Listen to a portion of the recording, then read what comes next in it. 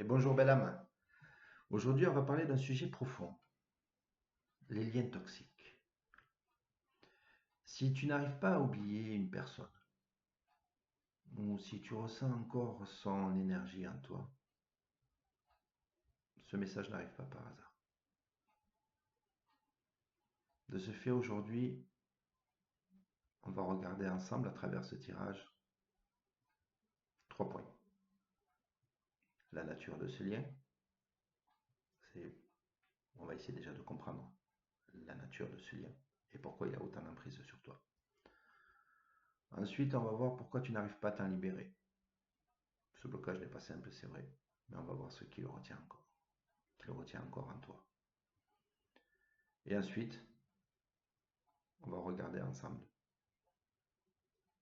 comment s'en libérer.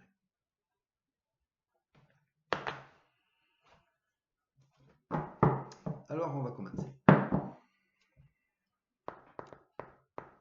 On va commencer par trouver ensemble la nature de ce lien.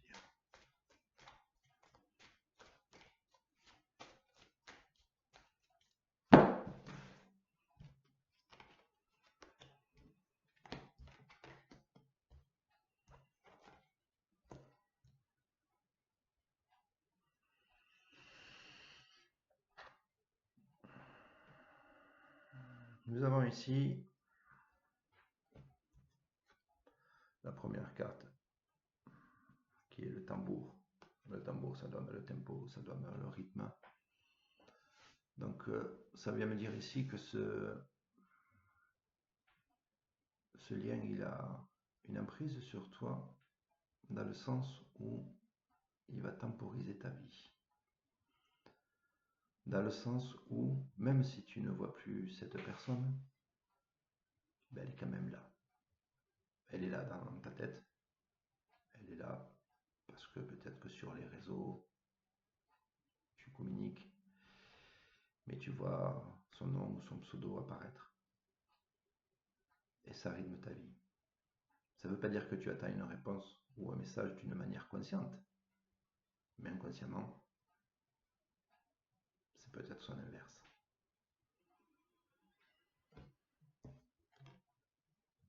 Ensuite, nous avons un espace sacré. L'espace sacré, c'est ton espace. C'est ton être. C'est quelque chose que tu dois respecter. On souhaite être respecté, comme tout le monde. Mais si tu veux qu'on te respecte, ça commence par le fait que toi déjà, tu te respectes. Et ce lien toxique entrave ce respect. Parce que tu sais que c'est pas bon pour toi. Tu sais que c'est douloureux. Douloureux physiquement, peut-être. Douloureux émotionnellement, certainement. Donc je pense que ce lien, il est là aussi pour t'apprendre ça. Le respect de ton être. Le vrai respect. Pas se dire, ben si, je me respecte, je fais ma toilette, je fais attention à ce que je mange, je fais du sport, pas un coup fait. Oui, oui. Mais réellement, quand tu te regardes dans un miroir, ou quand tu prends un peu de temps pour te poser et réfléchir, ou faire le bilan, est-ce que réellement, tu te respectes dans ta totalité?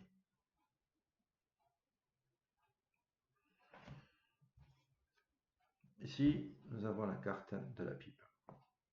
La pipe, c'est quoi? C'est dans les traditions amérindiennes, c'est souvent le calumet de la paix, c'est souvent où on se retourne autour d'un feu et on partage cette pipe, où on a un moment d'harmonie, d'équilibre et d'équité.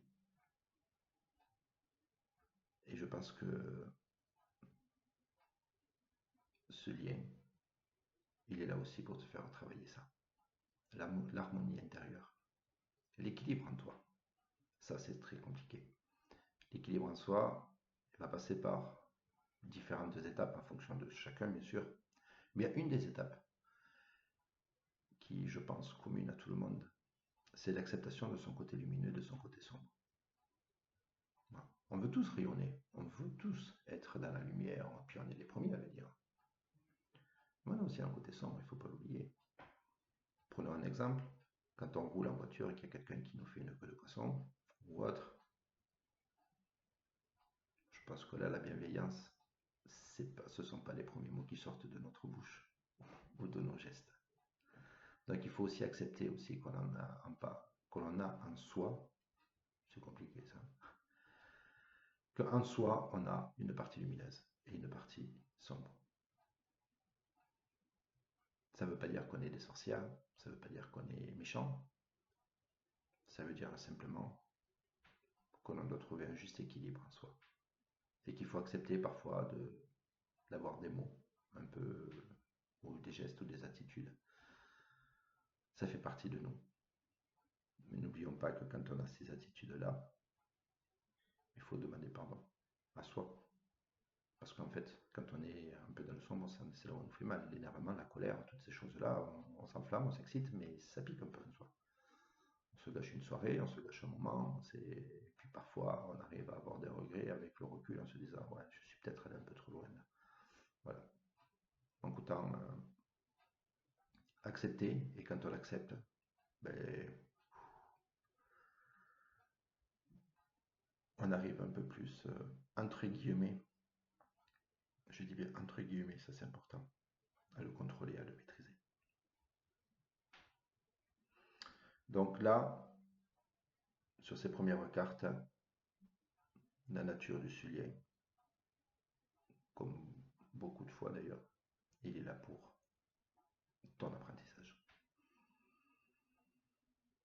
Apprendre à te respecter, apprendre à te connaître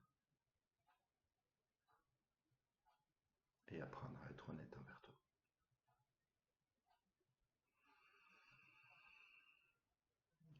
Pourquoi tu n'arrives pas à t'en libérer? Pourquoi on n'arrive pas à s'en libérer? Intéressant. Intéressant. Nous avons ici la carte du grand miroir fumant. Bon, il ne faut pas sortir de Saint-Cyr pour comprendre que l'effet miroir, c'est une des causes de ce lien. L'effet miroir, on le rencontre souvent quand on est avec des potes et qu'il y en a un qui n'est pas bien, il va commencer à se confier et puis on va se retrouver un peu parfois dans ses mots, dans ses douleurs, dans ses phases qui passent. Bizarrement, on ne se retrouve pas forcément dans les bons moments. On se retrouve dans les moments qui sont un peu compliqués pour soi parce que ça fait écho. Si ça fait écho, c'est pas pour rien. C'est peut-être aussi un outil pour pouvoir en prendre conscience. Donc ici, ça vient me dire que cette personne qui serait un lien toxique a un effet miroir sur toi. Ça ne veut pas dire que toi, tu es une personne toxique. Non, non. C'est pour mettre en avant tes points à travailler, notamment tes blessures. Ça vient piquer. La trahison, l'abandon, le rejet, l'injustice. Ça vient titiller ça. Donc ça met en exergue ça, ce point-là. Et tant que tu n'auras pas commencé ce travail, ben peut-être que ce lien il viendra te titiller. Nous avons ici la carte de la flèche toujours vers le haut. Et ici, ça vient me dire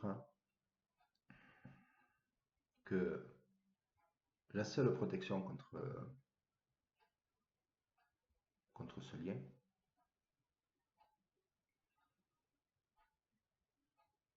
c'est ta vérité. Être honnête envers toi. Accepter, accepter. Oui, cette personne, elle est néfaste pour moi parce que ben, elle vient réveiller cette blessure. Il faut l'accepter. Quand on est dans ce genre de situation, la première des étapes, c'est pas la compréhension ou autre. Non, c'est accepter. Accepter qu'on est dans cette situation.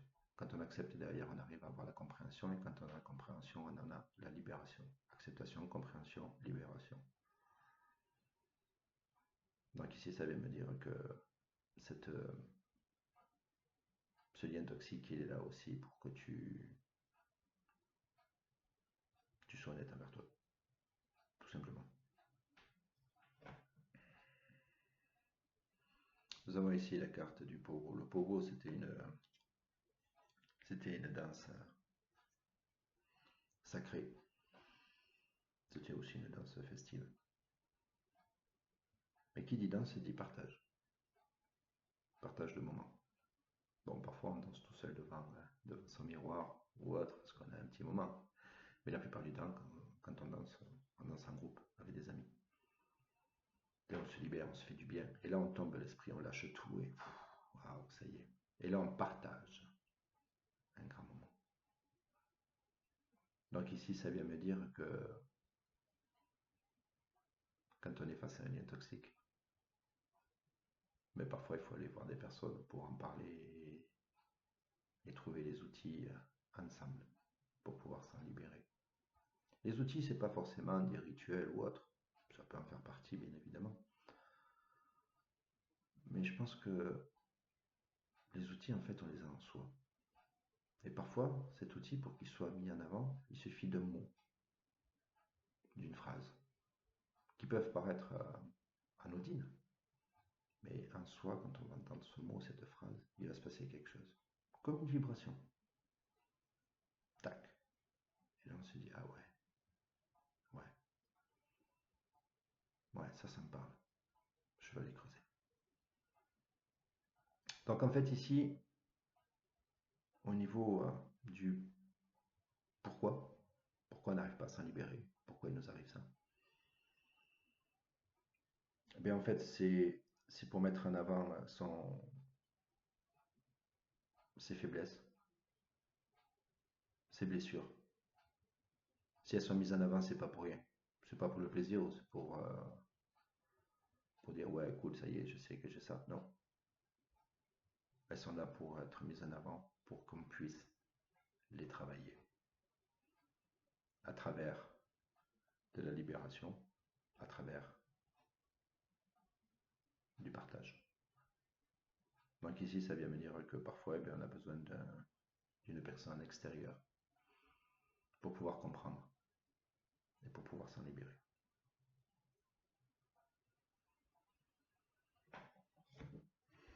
Ces trois autres cartes vont me dire ici, c'était pas prévu.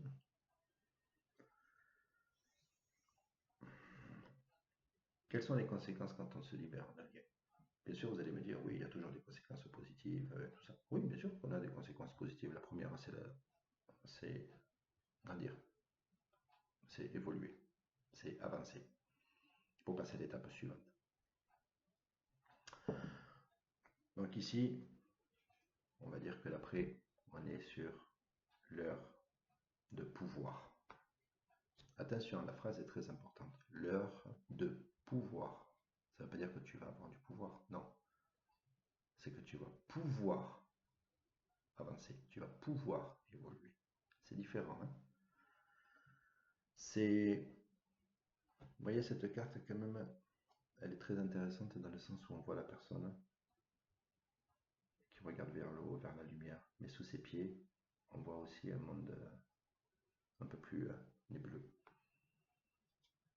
En fait, ça représente quand on se sort de ce lien toxique, on va vers la lumière, on va vers la légèreté. Quand on dit qu'on va vers la lumière, on va prendre un exemple, c'est pas forcément aller rejoindre les cieux, non, c'est lever, c'est grandir, c'est comme un oiseau quand il est sur sa branche, qui déploie ses ailes et qui s'envole. Il va vers la lumière, il est beaucoup plus proche que nous de la lumière physiquement, par rapport au soleil ou par rapport à la lumière. Donc en fait, ça veut dire ça. L'après sera fait d'agrandissement. Derrière, dans la continuité, nous avons la cérémonie du peyote. Enfin, peyote. Alors pour ceux, alors je ne sais pas si dans le nord c'est pareil, mais nous dans le sud, le peyote c'est un peu négatif. Enfin, c'est un langage familier. Tiens, ouais, moi, ce payote, c'est un peu négatif. Mais pas là. Mais pas là. En fait, ici, ça vient me dire que derrière cette évolution, derrière cet agrandissement, ben, il va y avoir de nouvelles capacités en toi qui vont naître. Alors, elles ne seront pas forcément nouvelles, parce que tu les as toutes en toi. Ça ne veut pas dire que tu vas devenir tout d'un coup un super magnétiseur ou autre. Non, même si je te le souhaite. Ça veut dire surtout que ces nouvelles capacités, ça veut dire que ça va laisser place à ton être. Il va pouvoir un peu plus s'exprimer. Il va commencer à avoir la tête qui sort de l'eau et il va pouvoir te dire, tiens, voilà, tu es capable de faire ça. Tu peux faire ça. Tu en es capable. Voilà. Et donc, d'entendre et de prendre conscience qu'on est capable d'eux, ça nous fait évoluer. Et donc, ça va nous amener vers de nouvelles capacités qui étaient latentes en soi. Voilà. Alors, cette carte, la suivante, Eyoka.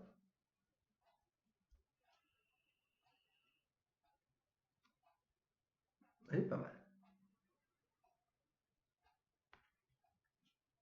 Il y a du noir, il y a du blanc. Ça ressemble un peu à un joker à le fou du roi qui s'amuse, qui danse. Mais ici, ça vient me dire en fait que quand on regarde quand même, le noir et le blanc sont équilibrés. Ça veut dire en soi que ce que je disais auparavant, le côté lumineux, le côté sombre en soi, pouf, il vient se libérer. Et puis on le voit danser, joyeux, rempli d'humour, de joie, de gaieté. Et ici, ça vient me parler de son enfant intérieur, de pouvoir le libérer. Enfin, le libérer. C'est peut-être pas le terme exact. De lui laisser la place pour qu'il puisse s'exprimer. Très important. L'enfant intérieur, ce sont des sujets que l'on entend souvent. C'est notre côté enfant. C'est notre côté spontané. Mais il y a une chose qui est importante, à mon sens. Je peux me tromper, je ne suis pas le meilleur. C'est que quand on regarde l'enfant, il sait vivre dans l'instant. Il ne se projette pas avec des pensées ou autres. Il ne pense pas forcément à hier. Et il est dans son instant. Tac, il joue, il vit pleinement de son moment. Il vit pleinement dans ses moments de joie, puis aussi dans ses conneries. Il ne faut pas se cacher. Mais il vit pleinement. Il vit pleinement. Un enfant, quand il est au parc, on va l'amener au parc de jeux. Moi, ça m'est arrivé d'amener mes enfants au parc de jeux et quelque part, je les enviais. C'est pas bien, hein, mais quelque part, je les enviais et c'est comme ça aussi que j'ai appris.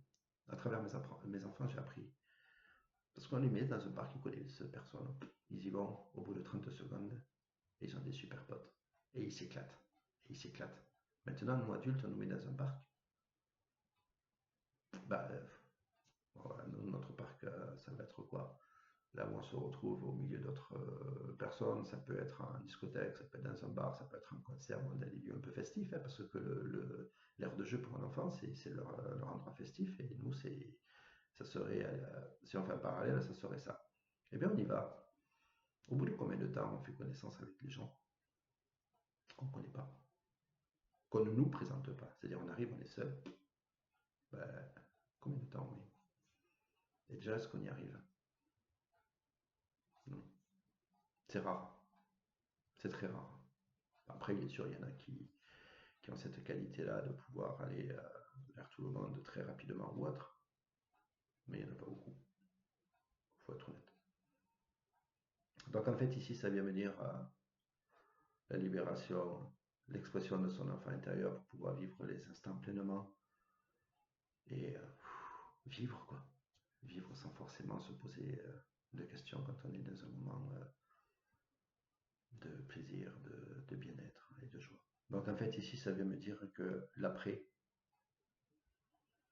eh bien, on s'élève, on découvre en soi de nouvelles capacités, qu'elles soient extrasensorielles ou pas. Et ça amène aussi l'équilibre de notre être. que ça veut me dire ici.